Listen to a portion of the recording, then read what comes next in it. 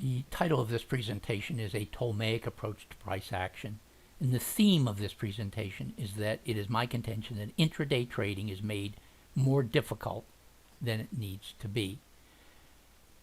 Ptolemy was a 2nd century Egyptian mathematician and astronomer who accepted Aristotle's erroneous concept that the Earth was the center of the universe and everything revolved around the Earth. When Ptolemy studied the orbits of the planets, he found they did not exactly match the theory that they all revolved around the Earth.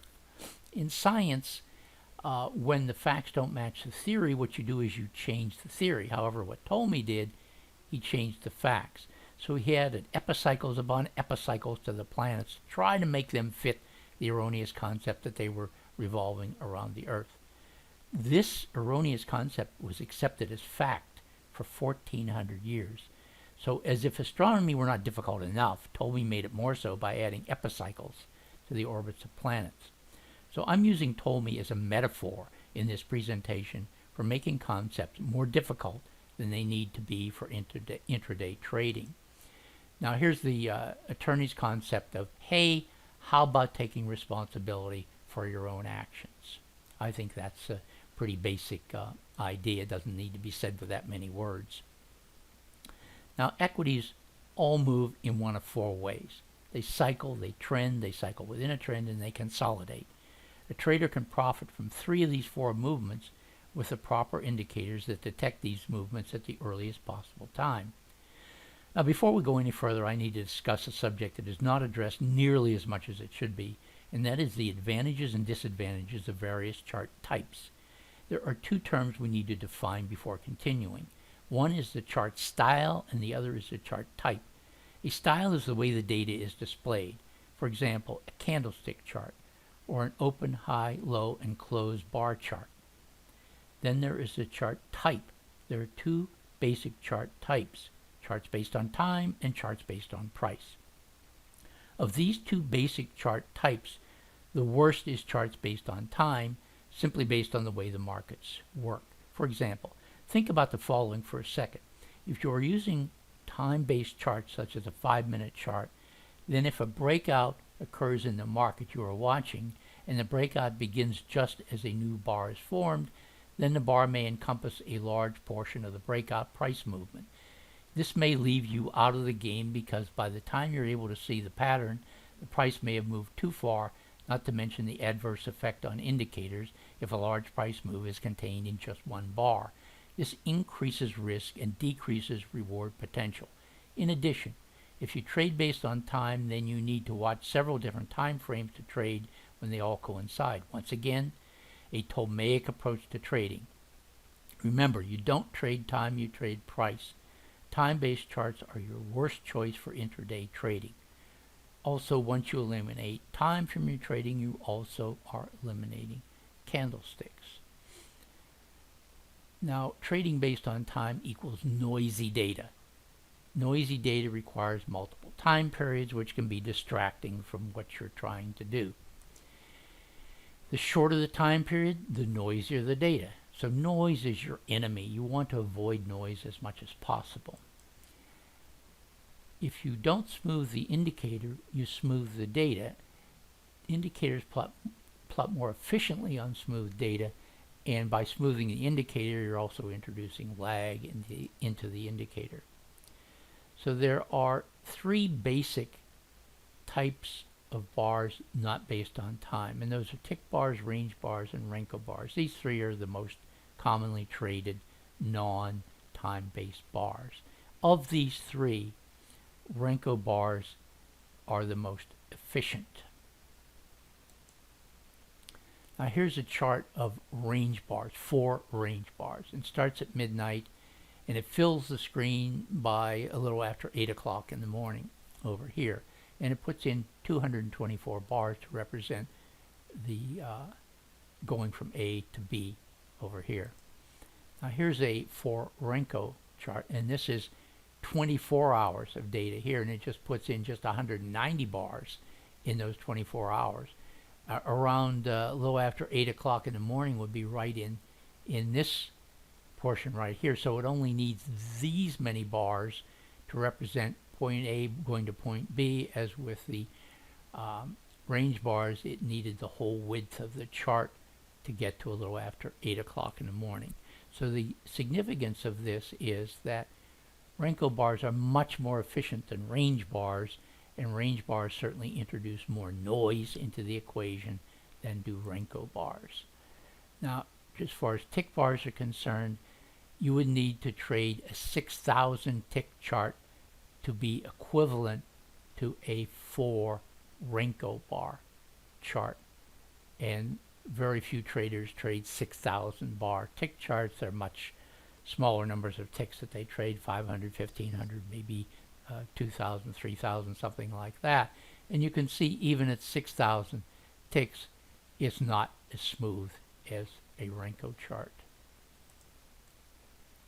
And I just put in a 1 minute chart here just to illustrate how rough and fuzzy and noisy this looks. And I couldn't even get all the 1,440 1 minute ticks or 1 minute movements on this chart that occurs in a 24-hour period. Now, once you trade with Renko bars, you've simplified price action down to 3 basic components, namely swing high and swing low, support and resistance, and price action trend lines.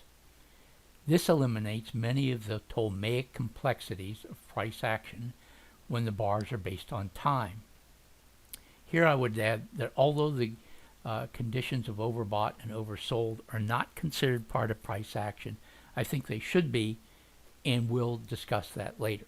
Now, when I first started trading, I came across a zigzag indicator, and I didn't know anything at the time about back painting or readjusting or anything like that. So when I saw the zigzag, I thought, wow, this is the holy grail of indicators. Look how it picks out each turning point here, top and bottom. And it didn't take me long to realize that it doesn't do this until after the fact. In other words, when this bar is formed, that's when this turning point is indicated. And when this bar is formed, that's when this turning point is indicated. So that's why you can't trade the zigzag indicator. But what you can use in your trading are these swing highs and swing lows. Balance points are also called, turning points. And these represent support down here, and they represent resistance right up here. They can also represent relatively overbought, relatively oversold, relatively overbought, relatively oversold. Now, if you try to make support and resistance into horizontal lines, as a number of indicators do, putting fixed lines across the chart for support and resistance, it really doesn't work, because you're trying to make a dynamic condition of support and resistance into fixed or static levels. And that's why support and resistance levels horizontally across the chart are just not appropriate, because support and resistance move diagonally across the chart. Support and resistance. Simple and clear. Now, it's been said that if you show a chart to 10 traders and have them draw trend lines on it, you'll get 10 different trend lines. And the reason is they're drawing these trend lines on charts based on time, which don't show really specific, clear, clean turning points. But if you have a couple simple rules on Renko charts as to where you draw trend lines, all 10 traders would draw trend lines in exactly the same place. And when everybody sees the same thing at the same time, it makes it significant. And so you draw trend lines based on higher lows, the last 2 higher lows and the last 2 lower highs. That's it. Simple. Now, you say, well, how do you know it's the last 2? Well, you don't. You draw trend lines on each lower high and each higher low. And eventually it becomes significant, because these represent support. Once support is broken, then very often a significant move will occur. Now, here, these last 2 lower highs, trend line was crossed, and it was not a significant move. It was not a tradable move, because look at all these bars that were put in before this trend line was crossed. Here, it gets in right at the bottom, and this is significant. So There are two caveats that you need to follow when using price action trend lines. One is not every profitable move is preceded by a cross trend line, and not every cross trend line results in a profitable move. But if you keep these two caveats in mind, you'll find that using price action trend lines can be very helpful in your trading. Now here's a chart of CL, crude oil, and this indicator is a Bollinger Band differential oscillator that I wrote that's part of the triangle trend indicator package. Now what I wanted to illustrate here was that when now here was a down move here that was not preceded by a cross trend line. You had a cross trend line over here, but then you had a crossed up trend line here. So this down move is not preceded by cross trend line. So that's why you can't just trade trend lines standalone type indicator. You have to combine them with other indicators. So you can see when the Bollinger Band differential oscillator crosses below zero, that indicates a downtrend. So downtrend was indicated right in here, and you would have used this indicator to follow this downtrend. Then when it crosses above zero, that indicates an uptrend, and this is the uptrend up here. Now here we have a cross below this red price action trend line during this uptrend, but it's not the beginning of a downtrend, because as you can see, the Bollinger Band differential oscillator moves down here but stays well above the zero line, which shows this was just a little bit of a retracement in an up move, and then this down move starts over here. Now here's the ES 2 Renko chart. Now I wanted to mention something in here about the difference between 4 Renko and 2 Renko. I prefer to trade for the most part with 4 Renko bars, because when you use 2 Renko bars, you're introducing more noise into the equation. Now you might think if you go from 4 Renko to 2 Renko, you're putting in twice as many bars. That's not the case. You're putting in 4 to 5 times more bars when you go from 4 Renko to 2 Renko. And the reason for that is because the criteria are less stringent to form a bar with 2 Renko bars than with 4 Renko. If you want to double the number of bars going from 4 Renko, go from 4 Renko to 3 Renko, and 3 Renko produces about twice as many bars as the 4 Renko. And the only reason you would do this is because you're dealing with a narrow range trading day and you need more bars in there to be able to trade profitably. Now we put in the price action trend lines in through here, and you can see in this case every cross of a trend line results in a profitable trade. Now here's the Euro-US dollar currency pair, and currency pairs often tend to trend, and you can see the nice trends that are following these trend line crosses. Now here I put in one of the other triangle trend indicators, and this is called the DMI differential indicator. I wanted to show you how closely this is married to the price action trend lines. When the equity crosses above a price action trend line I've drawn, or below, I've drawn vertical bars, vertical lines on the chart here, and I put the line in after the equity is totally above or below the price action trend line. You can see right here it cuts through a bar here, so I put the vertical line on this bar here. But you can see how closely this coincides with the DMI differential index, and these indicators are all used just with their basic settings, and I've not changed the settings of any of these to try to fit the data. So you can see how this marries itself to the trend line cross right here, crosses above zero, right here it crosses below zero. Now the interesting thing about this chart is here's a downtrend in through here, and you can see the divergence here. Each lower low here is met with a higher low on the DMI differential until this trend line is crossed here and the indicator moves above the zero line, indicating an uptrend in through here, and so you just ride this trend on up here. Now, here we come to something I find quite interesting, and that is cycles. I had a trader say to me recently, I don't care about cycles. I'm only interested in following trends. Now, if you only follow trends, you're eliminating one of the three possible profitable moves of the market. Remember, I said market cycles, it trends, it cycles within a trend, and it consolidates.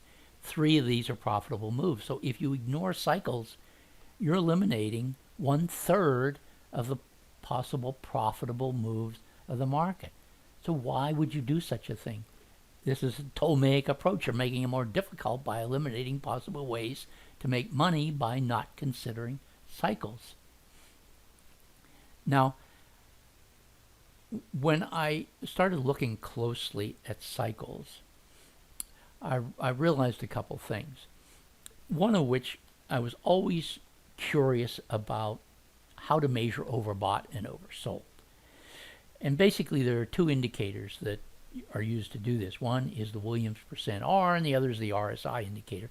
Williams %R, I think, is the better of the two for determining overbought and oversold. But overbought and oversold are dynamic terms. They're not fixed or static, because in intraday trading you get relatively overbought and relatively oversold. It's never absolutely overbought and absolutely oversold. So you're dealing with dynamic terms in regard to overbought and oversold. And so it just didn't make sense to me to have on the Williams %R indicator fixed overbought and oversold lines going across the chart. Oversold somewhere around 20 and overbought around 80, and if the indicator goes above or below that, it's considered overbought and oversold. But it doesn't tell you anything. It doesn't tell you when it's absolutely clear that a turn is going to take place in the overbought or oversold condition. So then I had a eureka moment, and I realized that you need a dynamic overbought and oversold line, not a fixed or static one, to trade a dynamic market. And so that's when I came up with the swing cycle VB indicator, and this is the variable band which represents overbought and oversold, and this is the dash line is the indicator itself. Now I arbitrarily set the dominant cycle length to 14. And you can see, oh, it's so-so. It doesn't really pick up the overbought and oversold levels that well. Here it does pretty well on this oversold, but this overbought, it doesn't pick it up till it crosses way down here. So I realized this wasn't good enough. What I needed to do was determine what exactly the dominant cycle length was of any equity that I traded, because cycle length is measured from trough to trough, and you can't really trade that. What you need to do is measure top to bottom and bottom to top of each cycle, and the way you do that is you take 1/2 of the dominant cycle length and put that into the indicator. But then I had to have an indicator that measured the dominant cycle of any equity. So I got in contact with the late great programmer Clyde Lee, and I discussed the problem with him. He gave me some good ideas of what needed to be done to develop measuring dominant cycles. And so after quite a period of time and a lot of struggles and gnashing of teeth, I finally came up with what I call the cycle finder indicator, and this is what it looks like.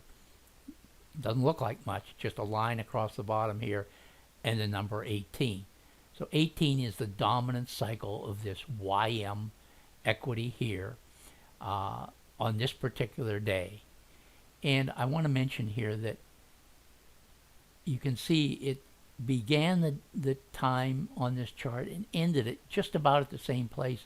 So there were no trends really on this chart. It was just cycling up and down here, cycling up and down.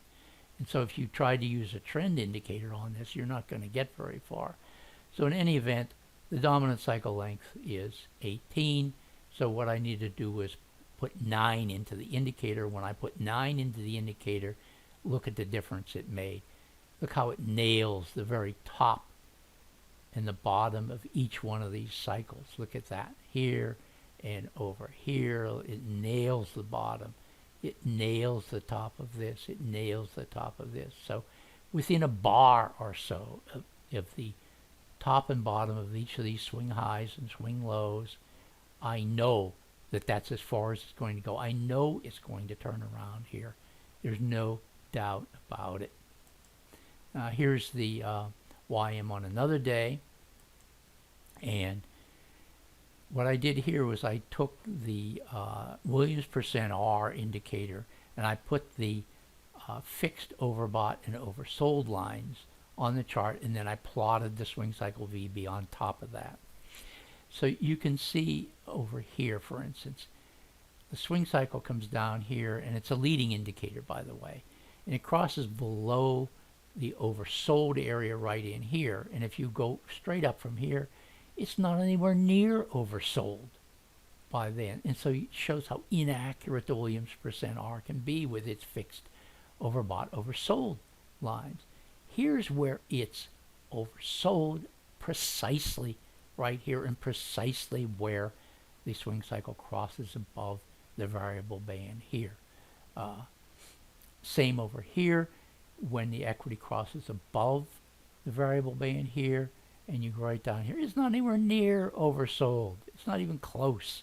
So finally it comes up here, the swing cycle crosses below the variable band, and this is where it's relatively oversold, right in here, and so on.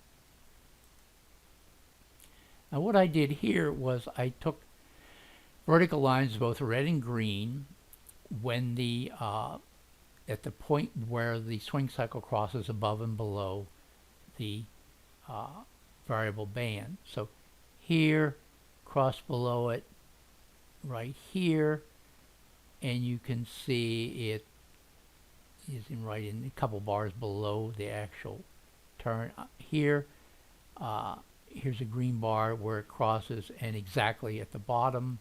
Over here, green bar exactly at the bottom right here. Red bar exactly at the top here, green bar right here, and so on. So you can see it comes within a bar or so of every swing high and swing low that you see on the chart. Now, I showed you this chart earlier with this DMI differential moving up here. I plotted the swing cycle VB on this chart, and here this clearly illustrates what I mentioned earlier about the 3 profitable movements of the market: cycles, trends, cycles within a trend. This is a clear example of cycling within a trend, because obviously it's trending down here, but the swing cycle keeps cycling during this trend. And this is why you can't use the swing cycle VB indicator as a standalone indicator. As good as it is, it still doesn't cover all the aspects of the price movement of any market. So this brings me to the rule of thumb when trading, and this is why cycles are so important, because a trend is always preceded by a cycle in the direction of the trend, but not every cycle is followed by a trend. So what do? You trade the cycle and you ride the trend. That's the mantra. Trade the cycle, ride the trend. You go short.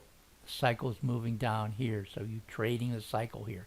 It becomes a trend as the DMI differential stays below 0. So you trade this trend then. You don't get in and out every time it cycles here. You ignore cycling during a trend. So that's why trend identification is very important. If this trend didn't occur, you would simply trade the cycle and get out of it. Then here again over here, here's an obvious uptrend in through here. Obvious upcycle right here. And cycles are leading indicators, so that before the trend actually starts, you get the cycle up here. So if it's going to do nothing more than cycle, you're in the trade. If it becomes a trend, you're in the trend at the earliest possible time you can get into it. And so that's how you trade using cycles and trend indicators. Now in this chart, all of the triangle trend indicators are on the chart, and I don't have time in this presentation to go over the details of all the indicators, but if you want to see examples of it, go to my website, click on the green button, and that brings up a webinar that goes into details about how the indicators are derived, how to use them, what they do, etc. But my point is here, if you put a trend line across the top of these little peaks in here, and that trend line is crossed, that's where this swing cycle starts an up cycle, and that's where the trend begins, right in here. So once again, it's preceded by a cycle in the direction of the trend, and you jump on this trend and you ride the trend in through here, and you go all the way up here. You don't get in and out as this continues to cycle, because now you're in a trend, and it says up on here, meaning an uptrend is in here. And so that's basically how you trade using the indicators. Now I put this vertical line here, and once again, see how early the swing cycle starts up here, and it's a leading indicator. And here's where the trend line is crossed, and this is shortly after the market opened here on the West Coast. It opens at 6:30 in the morning, so this would be the first trade right in here. And so you're starting a trend in here with preceded by this cycle. So you trade the cycle, and then you ride the trend on up in through here.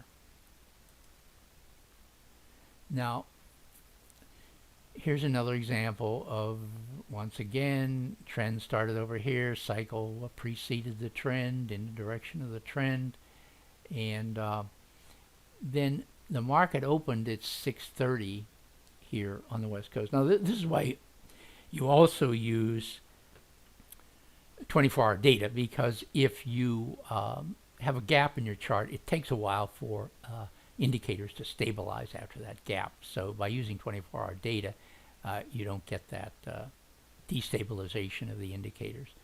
So you ride this on up to here. Now you get up here, and clearly this is overbought right up in here, and so you want to get out of this trade when it becomes clearly overbought. So what happens now is the swing cycle suddenly shoots down here. This is the disparity index in through here, and it turns red and moves down. The other indicators are all moving down here. So because this was so clearly overbought here, I went short right here on this bar after this triangle completed itself, and this is the triangle trend indicator itself. And when it determines that a move has ended or is ending, it completes the final leg of the triangle, which it did right here. So I went short, knowing that an overbought condition has to be worked off. So I anticipated the equity would go down here. And sure enough, it did go down, and then this red price action trend line was already in place. I didn't wait till it was crossed. I stayed in this trade down in through here. Now clearly it got oversold right in here, and look at the disparity index. It's showing a divergence as it moves up here. So that's why I got out of this trade where I did right here, and then you can see what happened after I got out. Got out here, and then it kind of meandered up in through here. Nothing really significant, but it was a good place to exit that trade. Now here's another trade I made, and here's midnight here, and since midnight the market had been going down. Market opened at 6:30 in the morning here on the West Coast, and so the question was, is this already oversold here because it's been going down since midnight, or is there more room on the downside? Well, to me there was more room on the downside, simply because the variable band and the swing cycle were so far apart here. They weren't about to cross, so that's why I went short right on this bar here, and here's where I went short, and here's where it became oversold right in here. And you can see once again the disparity index is showing a divergence moving up. So this is where you get out of this trade right here. And you can see what happened after I got out. The swing cycle shot up here, and the equity moved up a couple points up in here, and the VIX turned green and moved above its zero line right here. Now here, a couple of traders wanted me to talk about trailing stops. Now I have ambivalent feelings about trailing stops because many times I've been stopped out prematurely, so it's been a stop profit for me a number of times rather than a stop loss. But here's what I think is a fairly safe way to use trailing stops. Once you get a profit established, it's a good idea to put a trailing stop in there. Then once you're getting fairly close to being overbought or oversold, you want to start putting a close stop in. So when these little diamonds start to appear here, that's when I start putting in a close stop in through here. Now what I do is I set the triangle trend indicator to plot this text on the chart here, and that's where the hypotenuse is of the triangle. And as you can see, on an up move, the equity sits exactly on the hypotenuse of the triangle. So it makes it very easy to record a trailing stop here. When this bar completes itself, that's when the triangle moves up. You don't set the triangle to plot intra-bar. It should be when the bar is formed that the next level of triangle is put in. So here, trailing stop should be 1793.75, and you can see the equity right here is at 1795. So along a little further here, you can see that more of these little overbought triangles appear in here, and you can see it's clearly getting very close to being overbought right in here. And so the trailing stop is at 1796.75, and this is 1797.50. So you're getting very close to being stopped out here, and here you do get stopped out 1797.75, 1797.75, and that's where it touches your trailing stop, and you get out of this trade right here. So it's clearly overbought right in here, and you've squeezed as much out of this move as you possibly can, and also you got a divergence here with the disparity index moving down in here. So here you can see the triangle trend completed its final leg of the triangle here, and the swing cycle shot down in through here, and the disparity index turned red, moved down here. So you know you got as much as you could out of this move. Now here's a trailing stop to the downside. Here I went short when the equity moved below this red price action trend line. The swing cycle was red and moving down here. And 1827.60 showed where the hypotenuse of this triangle was. Now on a down move, the equity doesn't sit right on the hypotenuse. It's always pretty close to a point below the hypotenuse. So what you can do is you can take a point off this when you set the trailing stop. So this should be 1826.60 or 50. You can round it out if you like. And whereas the equity right here is at 1825.50. So your trailing stop would be right up in this area.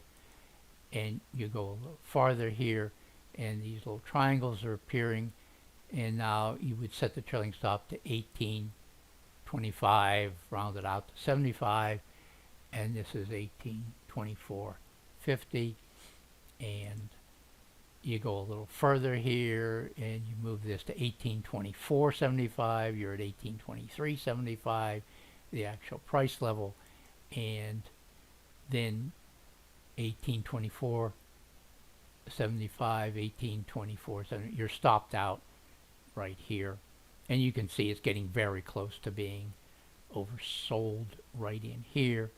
And the disparity index has flattened out, even starting up just a shade in here. And here you see what happens. The equity then moves up here, and so you've gotten just as much as you can get out of this trade right in here.